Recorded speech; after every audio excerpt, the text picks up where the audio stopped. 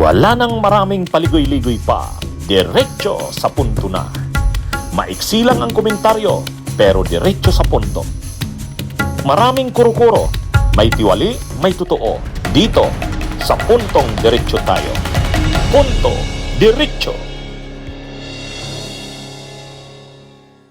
Sinasabi nila na si Chis Escudero daw ang posibleng mag-Senate President at ito ang magpipreside sa impeachment ni Sara. Ito mga kabunyog, bakit lumalabas yung pangalan ni Chis Escudero? Una kasi, hanggang ngayon kasi, wala pa naman talagang Senate President.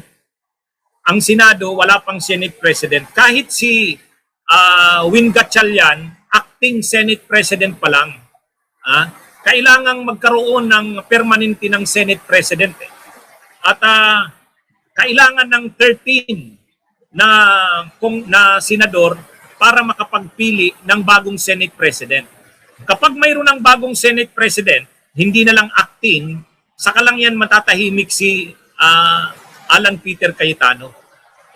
Kaya lang, paano madadagdagan yung 12? Kasi sa ngayon, 11 sila dati, sila Soto, Lacson, Gatchalian, nadagdag si Chis, naging 12 sila. Paano magiging 13? So, para maging 13, kailangan may lumipat. Galing dun sa 10 kasamahan ni Cayetano, pwedeng yung magkapatid na Villar, pwedeng si Joel Villanueva, pwedeng si Loren Legarda. Mukhang makukumbinsi lang itong sila Villar, sila Legarda o kaya si Joel Villanueva na lumipat. Ang ginagawang bargaining ni Chis Escudero, siya yung suportahan na Senate President kasi acceptable siya sa magkapatid na Villar, kay Loren at kay Joel Villanueva. Kasi kung si Chis Escudero ang magiging Senate President, lilipat sila Villar o si Loren Legarda o kaya si Joel Villanueva. Kaya lang, siyempre, tama po yung reaksyon nyo, kabunyog kasi hindi pa ba tayo nadadala kay Chis? Yun ang problema. Siyempre, yung mga nasa mayorya na ngayon, tulad nila Lacson, sila Soto, yung magkapatid na Tulfo, saka si Mig Zubiri, ang gusto nila talagang maging Senate President, si Win Gatchalian. Kaya lang siyempre, alam ni Chis Escudero na hindi pa rin nakakakuha ng dagdag para maging 13. So parang ang niya ngayon, ang kanyang pang leverage, ang kanyang anong tawag diyan, baraha para madagdagan sila maging 13 or 14 or 15, iaalok kila Joel Villanueva, Loren Legarda at sa magkapatid na Villar na basta't lumipat sila, walang problema kasi si Chis yung magiging Senate President. Parang ganun yung ginagawang leverage. Pero siyempre, pagdating doon sa mga katulad nila Mig Zubiri, JB Ejercito, kila Tulfo, ang gusto talaga nila si Gatchalian. Kaya lang, ang objective na kasi ngayon, kailangan madagdagan sila from 12 maging 13, 14, 15, or 16. At ang ginagamit ngayon na leverage ay inaalok na pag lumipat sila, walang problema kasi si Chis yung magiging Senate President. Kaya makikita natin, pinuploat yung pangalan ni Chis parang pang break ng impasse. Kasi masyado nang magulo ang Senado, hanggat hindi nadadagdagan yung grupo nila na maging 13 yan, maging 14, 15, 16, lagi silang guguluhin ni Cayetano. So parang si Chis ngayon, ang leverage ni Chis, siya yung itulak na maging Senate President, kukumbinsihin niya sila Loren Legarda o kaya si yung magkapatid na Villar at o kaya si Joel Villanueva. Ang pangkumbinsi sa kanila na lumipat ay kung sasabihin na si Chis ang magiging Senate President. Yan yung actually noon pa yan mayroon ng mga nagsasabi na di ba noong nakaraang linggo pa yan, lilipat na talaga yan si Chis, sasama sana yung magkapatid na Villar pero si Chis yung magiging Senate President. Hindi naman tinanggap yan nila Tulfo. Hindi tinanggap yan nila Tulfo. Kaya hindi natuloy yung paglipat ni Chis kasama yung iba pa. Pero nung bandang huli, si Chis na lang yung lumipat. Kaya lang ngayon, ang kailangan na kasi, madagdagan sila. Mula sa 12 maging 13, 14, 15 or 16. At ang nagiging leverage ni Chis, parang ino-offer niya sa grupo nila Gatchalian, kukumbinsihin niya sila Ligarda, o kaya si Villanueva, o kaya yung magkapatid na Villar. Pero ang iaalok niya doon na siya ang maging Senate President.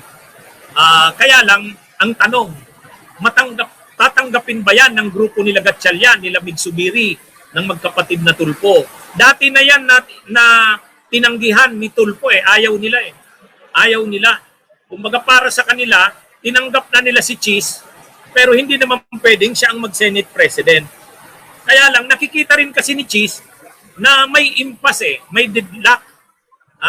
Kailangan madagdagan sila. At ang paraan niya para makumbinse sila Villanueva, sila Ligarda, o kaya yung magkapatid na Villar, ay alukin ang mga ito na siya ang magiging Senate President. Pero may nakita tayong picture, kausap na ni Migsubiri at saka ni Gatchalian, si Joel Villanueva. Bagong picture yon. So mukhang may mga usapan na rin. Kapag nakumbinsi na sila Joel Villanueva o kaya yung magkapatid na Villar, kapag nakumbinsi ni Gatchalian, hindi na kailangan na na pumayag sila na si Chis yung magiging Senate President. Pero mayroon na namang proposal na bago. Si Gatchalian daw ang Senate President, pero ang magpipreside sa impeachment si Chis Escudero. Ano na naman yan? Mukhang talagang gusto ng kampo ni Sara na ang magpipreside sa impeachment, kung hindi si Cayetano, si Chis Escudero. Kasi alam nilang si Chis Escudero kakampi nila. Pero siyempre hindi papayag na niyan ang grupo nila Gatchalian. Kaya mga kabunyog, mga kababayan, anyway, sa tingin ko gumagalaw na rin sila Gatchalian, gumagalaw na rin sila Migsubiri, baka pati ang Malacanang gumagalaw na rin. Kinukumbinse sila Villar, saka sila Villanueva na lumipat na doon sa mayorya. Pag nakumbinsi nila yan, hindi na kailangan nilang hindi na nila kailangang bumigay pa dito kay Chis Escudero. Si Chis Escudero kasi alam niya kasi na kailangang makumbinsi yung, kung hindi man yung magkapatid na Villar, si Villanueva o kaya si Ligarda. Kasi pag walang nakumbinsi doon kahit isa, hindi sila madadagdagan. At pag hindi sila nadagdagan, 12 lang sila, laging guguluhin sila ni Cayetano. Kaya yan mga kabunyog, mga kabayan. Anyway, ang pinakamaganda talaga, makumbinsi nila Gatchalian, nila Migsubiri, si Villanueva, si Ligarda, o kaya yung magkapatid na Villar. Wag na si Chis ang magkumbinsi sa kanila. Kasi pag si Chis ang nagkumbinsi sa kanila, may hihilingin si Chis na kapalit.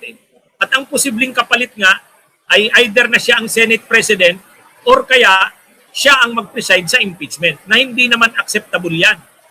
Okay na lumipat na si Chis, pero dapat wag namang gawin siyang Senate President o kaya siya ang mag-preside sa impeachment. Hindi katanggap-tanggap yan sa mamamayang Pilipino. Kumbaga, yung paglipat niya, pwede na yan. Pero kung gagawin siyang Senate President o kaya mag-preside sa impeachment, hindi naman katanggap-tanggap. Dapat ipakita na ni Win Gatchalian, nila Migsubiri, na sila na ang in control ng Senado. Kaya gawin na nila yung lahat para makakumbinsi galing kila Villar, galing kila Villanueva. Kasi pag si Chis yung nagmaniobra niyan, hihingi yan ng kapalit sa gagawin niya na yan. Okay, mga kabunyog, mga kababayan, magandang araw sa inyong lahat. Mabuhay po tayo. Bunyog, bunyog, halikan na kasama ka. Bunyog, kapag buklod ay may pag-asa. Luzon, Visayas, Mindanao, isa ang pananaw.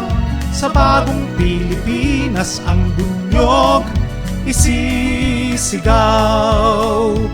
Bunyog.